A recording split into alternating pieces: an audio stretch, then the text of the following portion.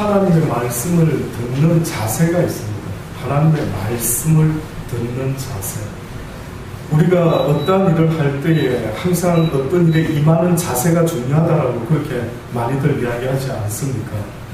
결혼식을 앞두고 결혼하는 신부의 마음 자세, 신랑의 마음 자세, 분명히 평상시 때하고는 다르리라 저는 생각합니다. 그런데 아십니까? 여러분이 하나님의 말씀 앞에 설 때에, 하나님의 임재 앞에 서려고 할 때에 그 마음의 자세는 분명히 달라야 합니다. 저는 지금 이 순간에, 이 시간에요, 여러분의 마음의 중심에 생각이 오직 하나님을 갈망하는 마음이 될 수 있기를 간절히 주의 이름으로 권면합니다. 하나님을 갈망하시기 바랍니다. 과연 이 세상에서 살아가는 덧없는 이 세상에 오늘 살았다고 하나 죽음이 있는 한 살았다고 말할 수 없는 이 세상 속에서요, 내가 갈망해야 될 유일한 것이 있다면 그것은 바로 내 영혼의 생명 되시는 예수 그리스도를 갈망하라고 성경이 분명히 선포하고 있는 것입니다. 네 인생 가운데, 네 삶 가운데 영원토록 네가 갈망하고 사모해야 될 것, 그것은 바로 네 생명의 주권자 되시고 너의 생명을 영원토록 살려주실 수 있는 바로 그 만군의 여호와 하나님을 갈망하라는 것입니다. 오늘 성경의 말씀에도 무엇을 이야기하고 있느냐면, 너희들이 이 세상을 살아가면서 두려워하지 말라. 다시 말해서 무엇에 대해서는 두려워하지 말아야 되고 무엇에 대해서는 두려워해라라고 지금 말씀하고 있습니다. 무엇에 대하여 두려워하지 말라라고 이야기하고 있느냐면요, 한마디로 주의 제자들에게 주님이 말씀하시는 것은 이 세상의 어떤 자들, 예를 들어서 예수를 핍박하고 죽이려고 하는 이 바리새인과 율법학자와 서기관들과 같은 이들에 대해서도 너희가 결단코 두려워하지 말아라 라고 말합니다. 그들을 두려워하지 말아라. 복음을 전하는 일에 있어서 누군가가 네가 복음을 전한다고 미워하고 그저 막 해를 끼치려고 하는 어떤 존재의 사람들에 대해서도 네가 결단코 두려워하지 말아라. 그러면서 오히려 뭐라고까지 말씀을 하시느냐면, 뜻밖에도 비유를 드시는데 제자가 그 선생보다 또는 종이 그 상전보다 높지 못하니 제자가 그 선생 같고 종이 그 상전 같으면 족하도다, 이렇게 이야기해요. 이거는 그 당시 때 속담입니다. 속담. 그 당시 때 사람들이 무슨 속담을 했느냐면, 제자가 최고로 올라갈 수 있는 위치를 한다면 스승만 같아라. 스승만 같으면 그건 대단하거든. 또한 종이 그 상전만 같으면 족한 줄 알아라. 그러면서 갑자기 집주인을 바알세불이라 하였거든 하물며 그 집 사람들이라, 이렇게 이야기를. 갑자기 바알세불 이야기를 하는데 이 이야기가 도대체 어디서 나왔길래 예수님이 갑자기 바알세불 이야기를 하신 줄 아십니까? 마태복음 12장 22절로 보면은 사람들이요, 그때 바리새인들이 예수 그리스도에 대해서 어떻게 하든 시비를 걸어서 흠을 잡아서 그를 십자가에 매달기 위해서 얼마나 호시탐탐 노렸는지 모릅니다. 거기 보니 그때의 귀신 들려 눈물로 벙어리 된 자를 예수님이 고쳐주게 되죠. 그래서 벙어리가 말하게 되고 또 한번 보게 됩니다. 주변의 사람들은 놀래서 똑같은 장면을 보고 뭐라고 말하느냐 하면, 와, 이는 다윗의 자손이 아니냐, 이렇게 똑같은 장면을 보고도 와, 이는 틀림없이 메시아시구나, 이렇게 믿어 의심치 않았다는 겁니다. 그런데 뜻밖의 이 바리새인들의 그 신념 속에요, 도무지 하나님의 말씀이 거할 수 없는 그들의 마음속에는 뜻밖에도 그 주님을 보고도 뭐라고 말했다고요? 이는 이가 귀신의 왕 바알세불을 힘입지 않고는 귀신을 쫓아내지 못하느니라 라고 이렇게 이야기를 해요. 그래서 예수님은, 그래, 만약에 내가 바알세불을 힘입어 귀신을 쫓아내는 것이라면 너의 아들들은 누구를 힘입어 귀신을 쫓아내느냐. 그러니까 지금 오늘 이 본문에서 말씀하는 비유를 어떻게 말씀하고 있느냐면, 하나님의 제자, 예수님의 제자들과 바알세불의 사람들을 이렇게 나누어서 지금 설명을 합니다. 그러면서 제자들에게 담대하라, 담대하라, 두려워하지 두려워하지 말아라. 내가 너희들에게 만약에 어두운 데서 이것을 말했단다면 너희는 광명한 데서 말해야 될 것이고, 내가 너희들에게 귓속말로 아주 이 복음의 비밀을 전해줬다 한다면 이제 너희는 오히려 뭐라고요? 질 위에 서서 말. 그럼 이 말은 뭐냐면은 그 당시 때 유대인의 속담은 제자가 스승만 하면 된다 그랬고 종이 상전만 해도 대단하다는 속담이 있었는데, 뜻밖에도 예수님은 나보다 너희들이 더한 일도 해야 될 것이다. 너희가 나보다 더한 일을 해야 될 것이다. 그러니 너희들이 오히려 나보다 더한 일을 하기 위해서 결단코 두려워하지 말아야 될 부류의 인간들이 있는데, 어떤 부류의 인간들을 두려워하지 말아라고? 바알세불의 집안에 있는 그들을 두려워하지 말아라. 뜻밖에도 하나님은 바리새인과 율법학자들을 오히려 내가 바알세불을 힘입어 귀신을 쫓는 것이 아니라 너희들이 지금 바알세불을 힘입어 귀신을 쫓아내는 것이 아니더냐라고 그렇게 합니다. 또다시 보면은요, 결국은 영적 싸움인데 한쪽은 귀신에 사로잡혀서 하나님의 사람들을 대항하는 자들이 있고, 또 하나님의 사람들은 결단코 그들을 두려워할 필요 없이 예수 그리스도의 이름으로 그들을 두려워하지 말고 물리쳐라는 것입니다. 그래서 영적 싸움에 있어서는 어떤 놀라운 무기가 있는데, 어떤 무기가 필요하냐면은 어떤 무기가 필요하겠습니까? 하나님의 말씀, 진리가 내 속에 있지 못하면은 그만큼 총알이 없어서 전쟁터에서 싸움을 하고 싶어도 할 수 없는 것처럼, 여러분이 영적으로 악한 바알세불을 이기려고 해도요, 여러분 가슴 속에 하나님을 아는 지식이 없으면 없는 만큼 이길 힘은 없단 말입니다. 이기고 싶은 마음은, 소원은 간절한데 성경에 뭐랍니까? 너희들이 이길 수 있는 힘과 능력이 없다는 겁니다.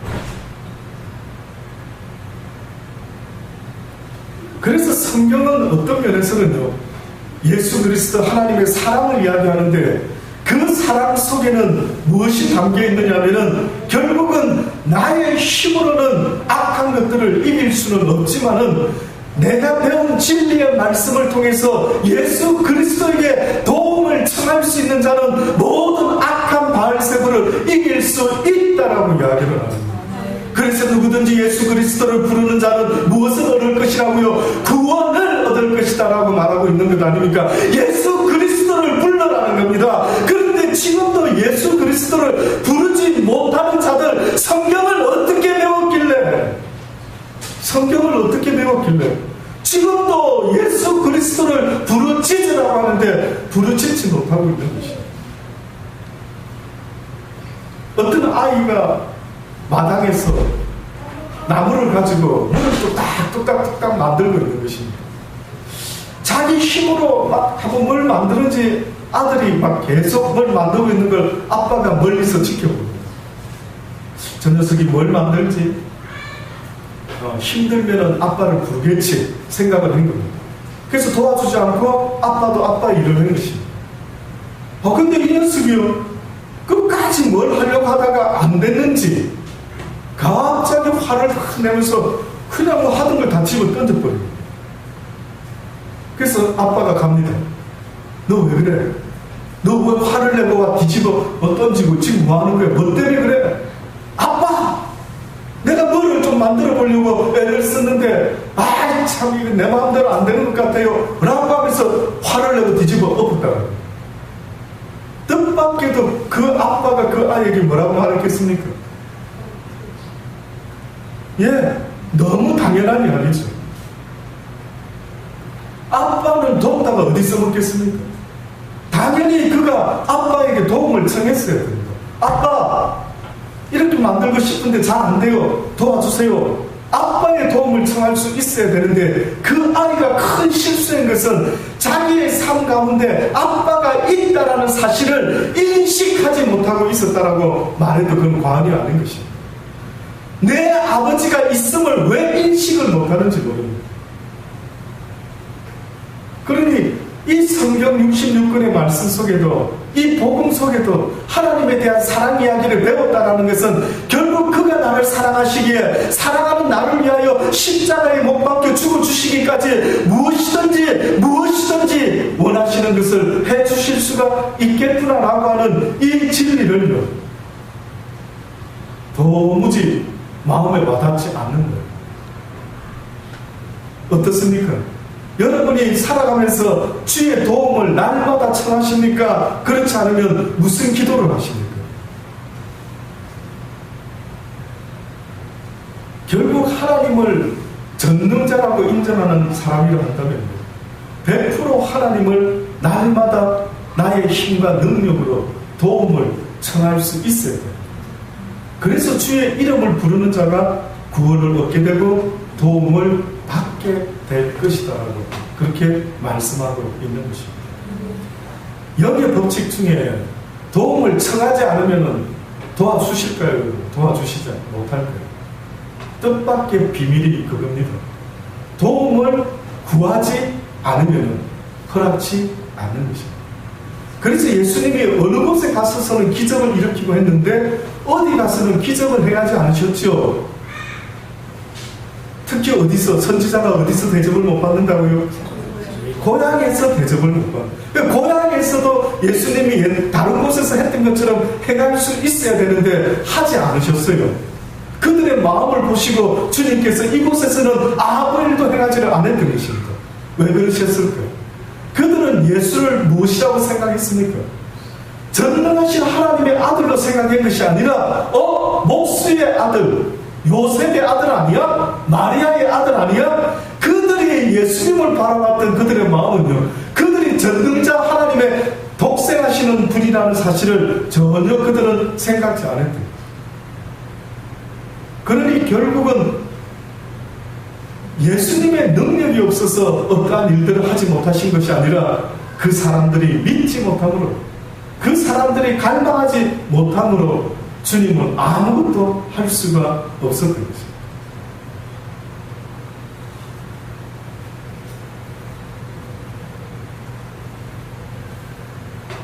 제자들에게 이제는 너희가 나보다 더한 일을 해야 될 것이요 또한 복음을 전해야 될 터인데 염려하지 말아라, 두려워하지 말아라. 나중에 그러시지 않습니까? 내가 세상 끝날까지 너희와 함께 있을 것이다. 너희의 하나님은 결단코 이 세상에 되어지는 어떤 일도 모르는 것이 없으신 분이시다. 다시 말해서 너희의 형편과 처지와 억울함과 원통함과 어떤 모든 것도 하나님은 다 알고 계시니 두려워하지 말고 놀라지 마라. 너의 형편에 내가 하나님의 이 복음을 전하다가 힘들고 어려운 일이 생기는 것 같은데 이것을 어쩌면 좋지라고 내가 두려워하고 떨릴 수도 있겠지만은, 그러나 성경은 걱정하지 말라고 말합니다. 그러시면서 뭐라고 이야기를 하셨냐면, 참새 2마리가 한 아사리온에 팔리는 것이 아니냐. 그러나 너희 아버지께서 허락지 아니하시면 그 하나라도 땅에 떨어지지 아니하리라. 너희에게는 머리털까지 다 세신 바 되었나니 두려워하지 말라. 너희는 많은 참새보다 귀하리라. 참새 2마리가 한 아사리온은 로마인들이 사용한 화폐의 단위라. 아사리온요. 근데 그 아사리온의 가치는 그렇게 대단하지는 못합니다. 노동자들의 하루 품삯이 유대인들에게 있어서 한 데나리온이라고. 근데 한 아사리온이라고 하면은 16분의 1 정도가 됩니다. 한 데나리온의 가치의 16분의 1 정도의 가치가 한 아사리온입니다. 왜 굳이 이렇게까지 말하면서 참새 2마리가 한 아사리온에 팔리는 것, 이것까지도 아버지께서는 허락지 않으면 이런 일이 일어날 수가 없다라고 합니다. 그러면 만약에 바리새인과 율법학자들이요, 그들을 핍박하게 될 때에 어떻게 보면 하나님의 허락이 없이 그들이 핍박할 수 있을까요? 없을까요? 하나님의 허락 없이는 그 어떤 일도 일어날 수가 없다라고. 세상에서 되어지는 어떤 조그만 일이라 할지라도 수많은 사람들은 우연이라고 말을 하지만은 성경에서 하나님이 우리에게 말씀하는 것은 결단코 우연이라는 것은 이 세상에 없다. 모든 것에 주권자가 있는데 그것은 바로 하나님이 모든 것을 주관하고 계시는 분이시다라는 것을 성경은 분명히 이야기하고 있습니다. 제가 이렇게 살아가고 있는 것도, 나의 비즈니스가 내 마음대로 안 되는 것도, 내 아내의, 내 남편의 마음이 내 마음대로 되지 않는 것도, 하필이면 대한민국에 많은 곳이 있는데 왜 구포에서 살아야 되고, 왜 덕천에서 살아야 되고, 왜 이곳에서 살아야 되는가라고 생각할 때에 모든 것들이 이해할 수 없는 것들이 많지만, 그러나 하나님은 말씀하시는 것은 모든 것은 나의 계획과 섭리 안에 있다라고 말씀합니다. 그래서 예수님을 처음에 믿는 그 순간부터요, 어떤 인정이 시작되어야 되느냐면은 이 모든 것이 다 주님의 뜻 가운데 이루어지고 있음을 믿습니다 라고 하는 이런 고백이 시작돼요.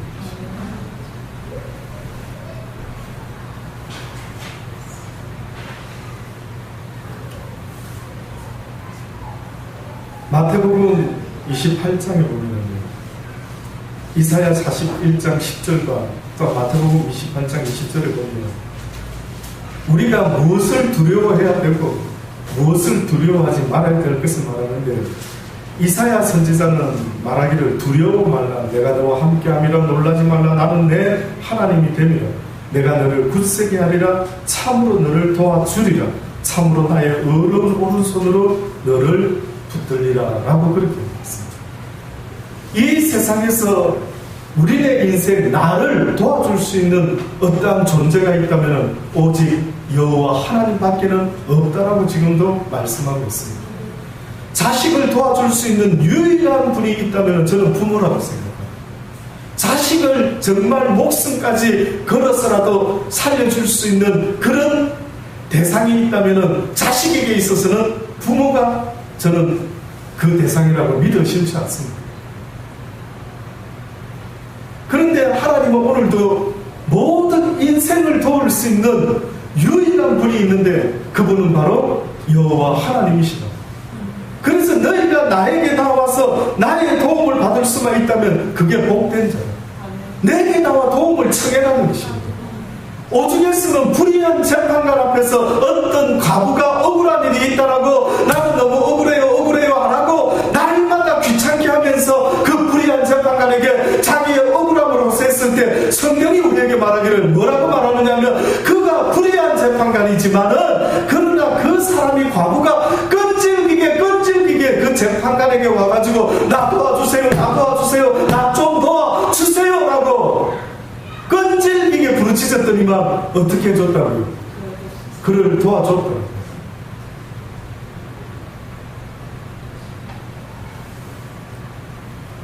저는 여러분의 삶 속에 정말로 도움을 받아야 될 일이 있다라고 한다면은 제발 사람을 찾아가지 말고요, 제발 그 어떠한 것을 찾아가지 말고 오직 예수 그리스도를 찾으실 수 있기를 바랍니다. 예수 그리스도를 찾을 수 있기를 바랍니다. 그래서 결국은 예수님을 찾을 수 있고 그분에게 나와서 도움을 청할 수 있는 그 사람의 모습을 보고 성경은 너에게 믿음이 있다 없다를 분명히 말하는 것입니다.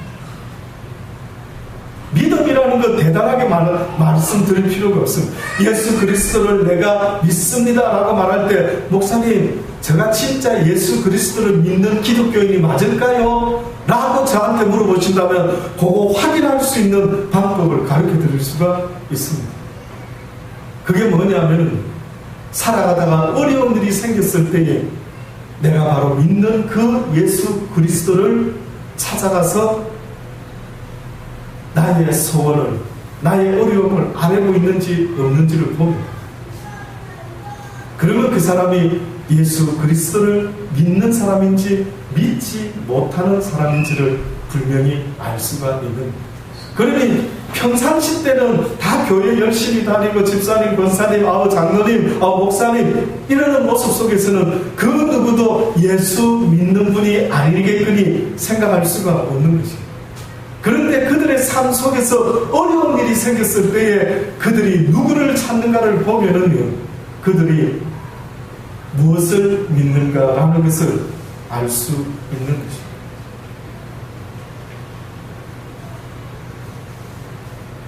그래서 이사야 선지자가 두려워 말라. 내가 너와 함께함이니 놀라지 말아라. 네가 놀란다면 나를 믿지 못하는 것이다. 나는 내 하나님이 됩니다. 내가 너를 굳세게 하리라. 참으로 너를 도와주리라. 참으로 나의 어려운 오른손으로 너를 붙들리라. 주님도 말씀하셨지요. 제자들을 남겨두고 떠나시던 주님이 내가 세상 끝날까지 너희와 항상 함께 있으리라 라고 말씀을 하셨습니다. 신명기서 7장에 보면은 또한 이런 말씀이 있습니다.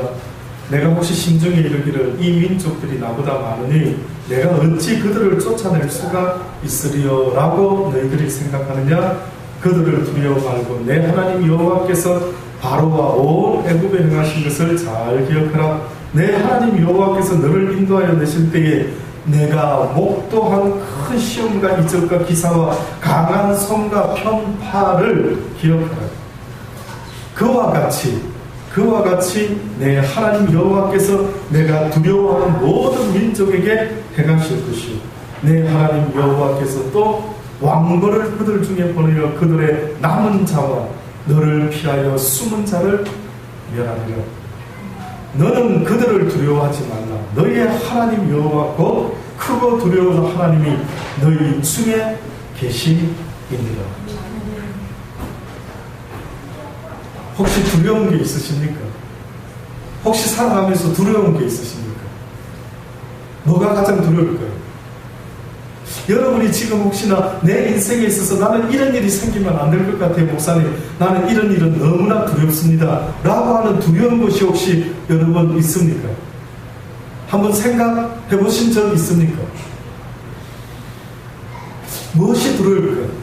내 인생에 있어서 이런 일은 결단코 일어나지 말아야 되는데 정말 이런 일이 일어난다면 너무나 그것은 상상조차 하기 어려울 정도로 두렵다라고 생각하는 그 어떠한 일이 여러분은 무엇입니까? 주님은 무엇까지 말씀하느냐 하면은 너희가 나를 믿느냐 그리하면 죽어도 살겠고 살아서 나를 믿는 자는 영원히 죽지 아니하리라. 죽음 말고 두려운 게 있겠습니까? 과연 죽음의 문제 말고 내가 이 세상을 살아갈 때에 가장 두려워하고 떠는 것이 무엇일까라고 보면 모두 다가 바로 죽음의 문제가 아닐까라는 생각입니다. 가난한 것도 굶어 죽을까봐, 사람들에게 무시당하는 것도 자존심 상해 죽을까봐, 어떻게 보면 모든 내 삶의 두려움의 근원이 되는 것이 있다라고 한다면 그것은 바로 내 육신의 삶이 죽을까봐 두려워하는 것임을 하나님도 너무나 잘 알고 계십니다. 그래서 성경은 우리에게 말씀하시는 게 뭐냐면 너희가 그 두려움을 이길 수 있는 것은 딱 한 가지가 있는데 그것은 바로 사랑이다. 성경은 두려움을 이길 수 있는 유일한 무기가 바로 사랑이다. 죽음조차도 두려워하지 않을 수 있는 어떤 인간의 모습을 성경은 말하는데 뭐라고 말씀하느냐 하면 그 인간의 모습이라는 것은 바로 가슴 속에 사랑을 품고 살아가는 사람이라고 그렇게 말씀합니다. 그런데 그 사랑은 세상 사람을 사랑하는 사랑이 아니라 누굴 사랑하는 것이라고요? 하나님을, 예수 그리스도를 사랑하는 그 사랑. 그래서 성경은 말하기를 예수님을, 하나님을 사랑할 때는 무엇을 다해서 사랑하라고요? 마음을 다하고 목숨을 다하고 힘을 다하고 뜻을 다하여 주 너의 하나님을 사랑해라. 내 이웃을 사랑해라 할 때, 내 아내를 사랑하고 내 남편을 사랑할 때에 어느 정도 사랑해라고 말하는 줄 아십니까? 네 몸 같이만 사랑해라. 미워하는 것도 문제지만은요, 저는 가끔 아내를, 남편을 너무 사랑하는 사람들 이야기를 한 번씩 듣습니다. 그리스도 안에서의 사랑으로 누군가를 사랑하는 것은 저는 얼마든지 이해할 수 있습니다. 그런데 만약에 어떤 사람이 하나님을 믿는 사람입니다. 두 부부가 너무 인고 부부입니다. 너무 서로 사랑합니다. 그저 남편은 아내에게 이벤트를 만들어주고 싶고 그저 아내가 좋아하는 일을 하고 싶어 합니다. 그런데 이 남편이 만약에 아내에게 하듯 내 이웃에게 하지 못하는 오직 아내에게만 하고 있는 사랑이라 한다면 저는 그 사랑은 가짜다. 그는 하나님의 사랑으로 사랑하는 게 아니다. 오히려 문제가 심각하다. 그래서 여러분, 부부가 서로 사랑하지 못하는 것도 문제지만 부부가 너무 목숨 다하여 사랑하는 이 모습은요, 오히려 더 위험하기 짝이 없어요. 그래서 어느 시골에 어느 결혼한 새 신랑 신부가 있었다 하지 않습니까? 아내가 아마 남편을 더 좋아했는지는 모르겠습니다. 어느 날 남편이 갑자기 죽고 말았어요. 그랬더니만 이 여인이 사랑하는 남편을 잃어버린 그 충격이 너무 컸어요. 정신이 어떻게 된 거예요. 그래가 그 마을을 미친 여자처럼 남편 찾으러 내돌아다니는 거죠. 저는 그 전까지 많은 연애하는 드라마 속에서의 연애의 모습이나 사랑의 이야기 나눌 때에 나는 당신을 목숨 걸고 사랑하고 내 목숨 다하여 그대와 함께 할 것이고 이런 거 들을 때는 너무 감동적이고 굉장히 참 저런 사랑 나도 한번 해봤으면 좋겠다, 나도 저런 사랑 한번 받아봤으면 좋겠다 라고 생각을 했는데요, 정말 그 사랑이 깨지는 그 순간에 이것은 불행의 시작이 됩니다. 저는 그때 언젠가 성경의 그 말씀이 가슴에 와닿는 겁니다. 그래서 하나님이 우리에게 하나님을 사랑할 때는 마음을 다하고 목숨을 다하고 힘을 다하고 뜻을 다하여 주 너의 하나님을 사랑해라고 하신 말씀의 이유가 있었구나. 내가 만약에 사람을 그렇게 사랑했다면 그것이 더 큰 불행의 시작이었구나. 지금도요, 수많은 젊은이들의 삶 가운데 불행의 씨앗이 뭔 줄 아십니까? 사랑입니다. 사랑. 그래서 대중가요나 유행가를 이렇게 가만히 여러분 혹시 좀 가사말이 은근히 괜찮은 것 같고 은근히 괜히 운치가 있는 그런 어떤 가사말 들어보면 뜻밖에도 사랑에 대한 이야기를 설명하는데 그 내용들이 대부분 보면은 나의 목숨을 다하여 내 생명을 다하여 그대를 사랑합니다. 이런 것들. 저는 가끔 그런 가사를 들을 때마다 한쪽 마음에 이거 아닌데, 이거 아닌데, 이렇게 되어서는 안 되는데. 사랑의 대상을 잘못했던 것 같습니다.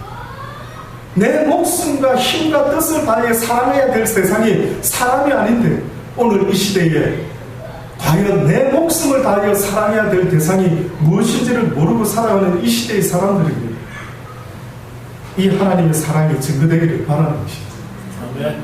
결국은 우리가 하나님에 대한 사랑을 온전히 가지지 못하는 한은 죽음에 대한 두려움은 날마다 내 삶 속에 계속해서 있어질 수밖에 없다는 것을 잊지 마셔야 해요.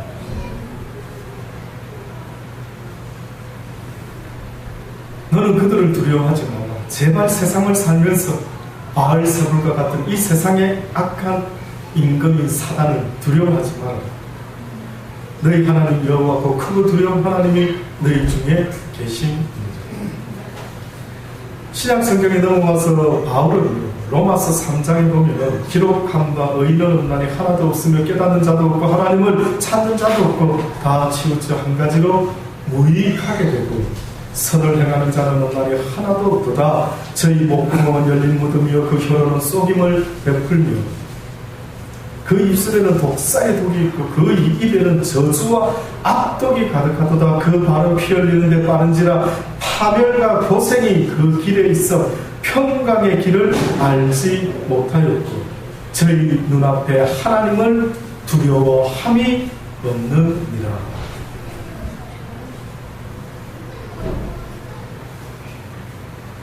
저희 눈앞에 하나님을 두려워함이 없다. 결국은 두려워해야 될 대상은 바로 하나님이시라 하는 것은 성경은 계속해서 말씀을 하고 있습니다.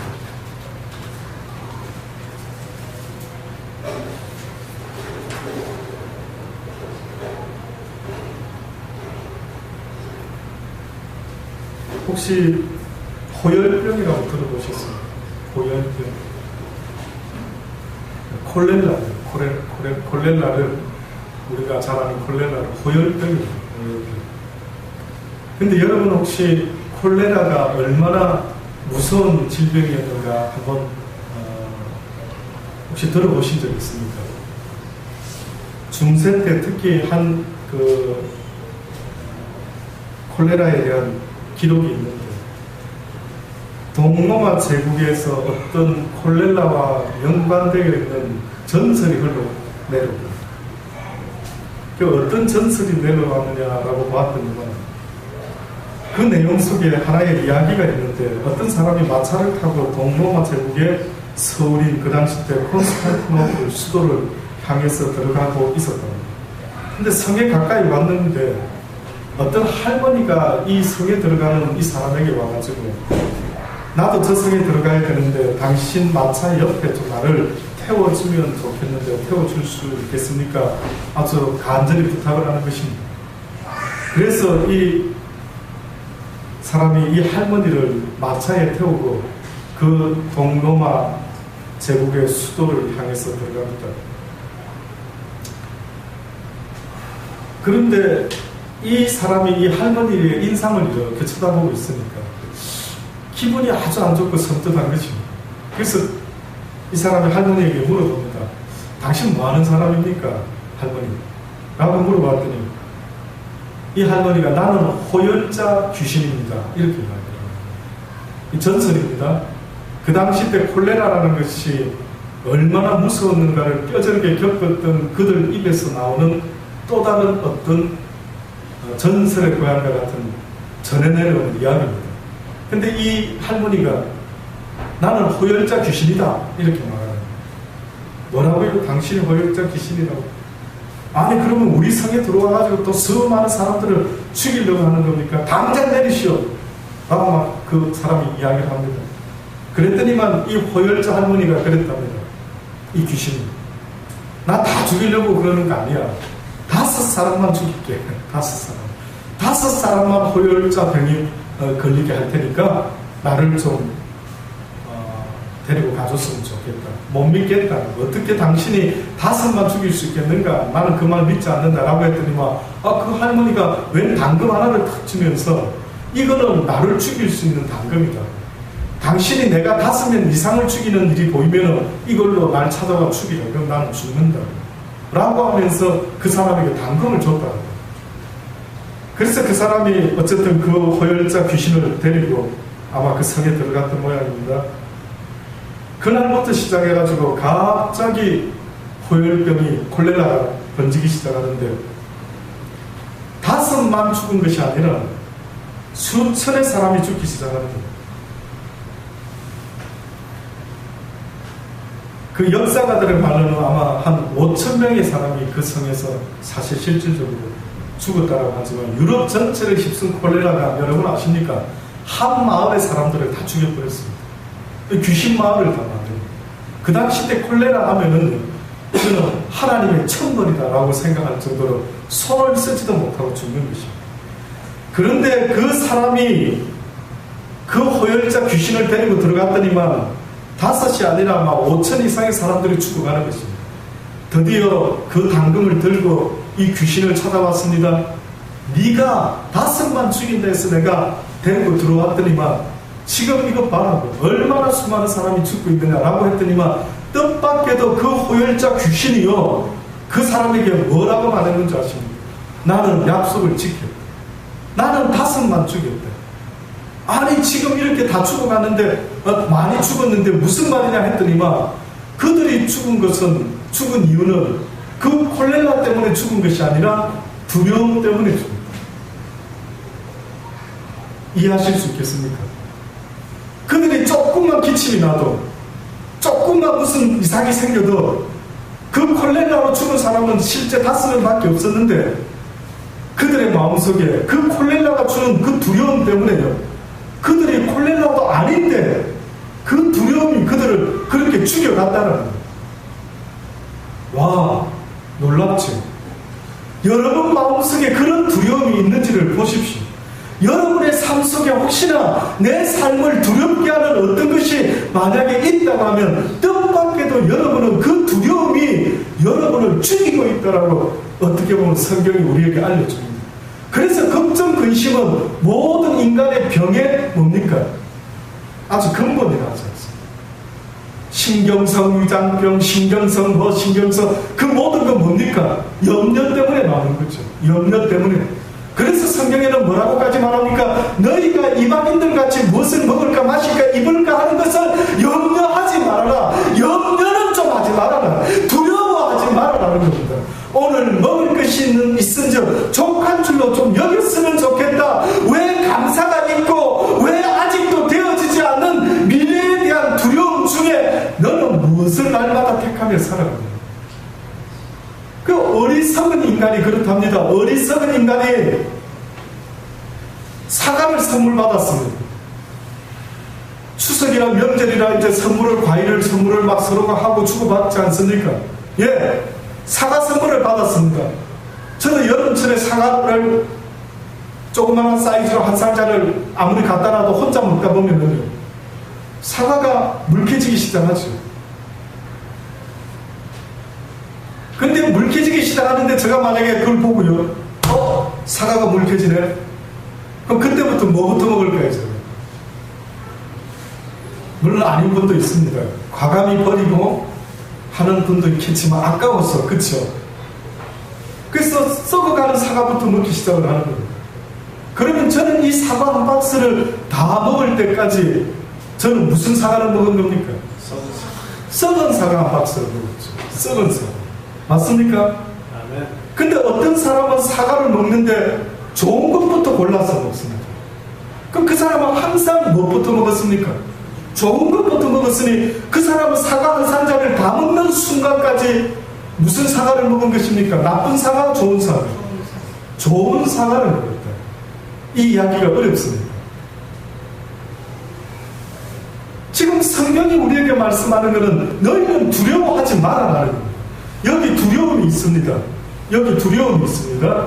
근데 그 두려움이라는 것은 사실은 항상 보면은 거의 99.9%가 현재 진행되고 있는 것이 아니라 앞으로 되어질 것 때문에 두려워합니다. 맞습니까? 맞습니까? 일어나지는 않았지만 물론 일어난 경우도 있죠. 그때는 어떻게 하라고요? 주님께 나와 기도해라 했습니다. 근데 아직 일어나지도 않은 일을 가지고 걱정 근심하면서 누가 와서 기도를 했어요. 여러분이 하나님 같으면 뭐라고 응답하겠습니까? 여러분이 하나님 같으면 그 사람이 와가지고 하나님 지금 큰일 날 것 같습니다. 이거 어쩌면 좋지 하고 기도하는 그에게 여러분 같으면은 어떻게 이야기할 것 같습니까? 얘야 아직 일어나지도 않았는데 지금 이 순간에 네가 감사할 일이 무엇인지를 먼저 보아라 하지 않겠습니까?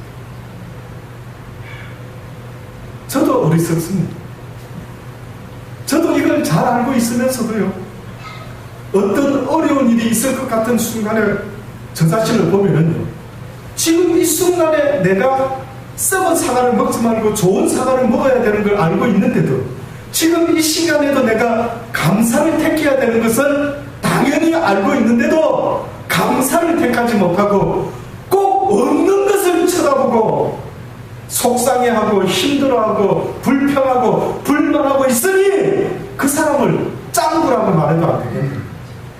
어리석도다, 어리석도다. 너희의 인생이 참으로 어리석더라고 하죠. 그러니 주님께서 다시 말씀하신 이 말씀, 너희는 결단코 두려워하지 마라. 너희는 결단코 두려워하지 마라. 내가 너희와 세상 끝날까지 영원토록 함께 있을 것이다. 제발 두려워하지 마라. 무서워하지 마라. 베드로가 바다 위를 걸었었지만 그가 두려움의 대상을 쳐다보았을 때 그의 믿음이 온데간데 없고 무슨 일이 벌어졌습니까? 물에 빠져 죽어버렸대. 그러니까 믿음이라는 것을 완전히 없앨 수 있는 놀라운 것이 있다면 그게 뭡니까? 두려움입니다. 걱정입니다. 근심입니다. 내가 지금까지 믿음이 있다라고 하는 것은 다시 말하면 두려움과 걱정과 근심이 없다라는 말인데 내가 어느 순간에 두려움과 근심을 택하는 순간에 나의 믿음은 온데간데 없어져 버립니다. 그냥 물속에 빠져들어가고 마는 것입니다. 사랑하는 여러분, 아무쪼록 하루를 살더라도 저는 여러분의 심령 속에 평화가 있기를 바랍니다. 그리스도만이 주는 그 평안이 있기를 바랍니다. 미리 가불해서 걱정하지 마세요. 그냥 뭐 내일 무슨 일이 있을지라도 그냥 오늘 어떻게 해요? 오늘 감사하고. 그래서 저는 옛날에 저희 모친을 통해서 제가 자랄 때 그 박정권 시대에 자라신 저희 모친과 저 역시 어렸을 때 박정권 시대에 자랄 때 알뜰하게 저축하고 아끼고 새마을 운동하고 이런 시대에 안 자랐겠습니까? 그래서 저희는요, 저희 찬장에 보면은 좋은 그릇은 절대 못 썼습니다. 손님 올 때 며칠은 누님들 시집갈 때 줄 거라고. 늘 쓴 거는 막 허드렛 한 그릇 계속 쓰고 살아왔어요. 저는 그게 맞는 줄 알았어요. 그게 맞는 줄 알았습니다. 근데 어느 날요, 호주에 가서 생활하고 살아가는데 내가 저렇게 아껴놓았던 그릇을 두고 내가 갑자기 이 세상을 떠나버리면 내가 아껴놓은 저게 늑굿이 될까 할까? 어만놈만 좋은 일 생기겠다. 와, 이거 억울한데? 이거 가만히 있어. 저거 누가 가져갈까? 내가 없으면. 이 생각하니까 와, 이거 진짜 억울한 것 같은 거예요. 그래서 제가 한 가지 철학이 바뀌었습니다. 사상이 바뀌었어요. 제가 생생히 기억하고 있습니다. 아마 그때 30대 중반쯤 같았습니다. 결혼해가지고 한 30대 중반쯤이었던 것 같은데 그때 제가 아직도 잊어먹지 않는 내 생각의 변화 이거였습니다. 그 다음부터요, 제가 쓰던 컵이 있는데도 어디서 선물 들어오지 않습니까? 그러면 저는요, 헝컵을 넣고 새 컵을 쓰고 있습니다. 제가 맞을까요? 틀릴까요? 저 판단은 어떻습니까? 여러분 보시죠. 만약에 그냥 세상에 그런 거 아쉬운 거 없이 오늘 감사를 위해서 기꺼이 투자할 때에 주님이 오라 하셔도 아무 아쉬움 없이 가죠. 근데 만약에 추석 선물로 소고기 막 하루를 한 그릇 받아가지고 내일 아침 먹어야지 딱 하는데 저녁에 기도하고 있는데 주께서 오늘 밤에 내가 네 영혼을 부르리라 이러면은 어떤 생각이 들면 주님 내일 하시죠. 내가 저걸 먹어야 되지 않겠습니까? 아쉬운 미련이 남으면 안 된다. 그래서 소돔과 고모라 성을 나왔을 때에 하나님의 천사들이 뒤돌아보지 말고 앞을 향해 달려라 했죠. 근데 유일하게 롯의 가정 가운데 한 사람만이 뒤돌아봤습니다. 누구였습니까? 롯의 아내. 왜 그가 쳐다봤을까? 여러 이유가 있을 수 있겠는데 저는요, 살림 사는 주부라 어떻게 보면 저게 막 내가 준비해놓은 그릇도 있고 좋은 것도 많이 있고 막 살아온 저거를 다투고 몸만 이렇게 빠져나오다니 얼마나 아쉬웠겠습니까? 뭔가가 너무 좋은 걸 쓰다 보니까 아쉬워가지고 그것을 다 쓰지 못하고 가는 그 심정이 그를 뒤돌아보게 하지는 않는 것입니다. 저는 여러분이 꼭 그렇게 선택하기를 주의 이름으로 권면합니다. 감사를 선택하시기 바랍니다. 그래서 저는 그 다음부터요, 내일에 무슨 일이 있을지라도 오늘 통닭 한 마리 살 수 있는 일이 있다면 통닭 하나 사놓고 감사하면서 하나님께 오히려 기도를 하고 있는 게 아니라 오히려 통닭 한 마리 사다 놓고 온 식구들로 앉아가 땡큐 갓 하나님 감사합니다. 오늘 우리가 온 가족이 둘러 앉아서 통닭을 먹습니다. 이 맛있는 통닭 주신 하나님 감사합니다. 감사합니다 라고 오히려 모여서 감사의 기도를 드리는 것이 교회 찾아가서 밤중에 혼자 눈물 흘리며 있어지지도 않은 걱정, 근심 때문에 기도하는 것보다 낫지 않겠느냐. 기도하시겠습니다. 하나님, 그렇습니다. 두려워하지 말라고 누누이 말씀하시는데 혹시나 아직도 우리 인생에 두려워하는 것이 있습니까? 두려워하는 것 바람에 믿음을 온데간데 없고 날마다 두려움 속에 사로잡혀서 두려움의 종노릇하며 살아가고 있지는 않습니까? 죽으면 죽으리라. 죽으면 내가 하늘나라 갈 것이며 사망아 네 쏠 것이라 라고 외치며 담대한 믿음을 가질 수 있게 은혜 베풀어 주옵소서. 예수님의 이름으로 감사하고 기도드리고 나이다.